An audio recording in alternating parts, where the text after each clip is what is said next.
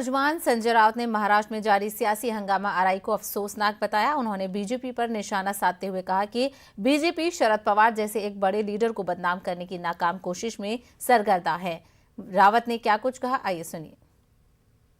महाराष्ट्र की राजनीति चल रही है, एक दूसरे के ऊपर इस प्रकार से आरोप करना, एक दूसरे जो अपने राजनीतिक विरोधक है उनको झूठे मुकदमे में फंसाना, केंद्रीय जांच एजेंसी का मिसयूज करना, महाराष्ट्र में ये कभी इससे पहले नहीं हुआ था।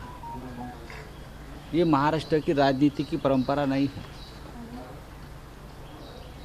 अब पवार साहब को भी उसमें घिसट लिया, पवार साहब के ऊपर भी आरोप करने लगे लोग। शर्म आनी चाहिए ये बीजेपी के लोगों को कि अपने राजनीतिक हिसाब किताब करने के लिए वो शरद पवार जैसे महाराष्ट्र के और देश के बड़े नेता के ऊपर भी इस प्रकार से झूठे इल्ज़ाम और खिचड़ उठा रहे हैं।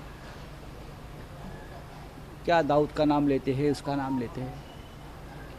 देखो, राजनीति की बात करें तो हमाम में सब नंगे होते हैं। और जैसे कि नवाब मलिक साहब ने जो एक नया कोई सामने लाया है, कागज़ या वीडियो, मुझे मालूम नहीं, लेकिन मैं इतना ही कहूँगा हमारे सामने वाले लोगों को कि जिसके घर शीशे के होते हैं वो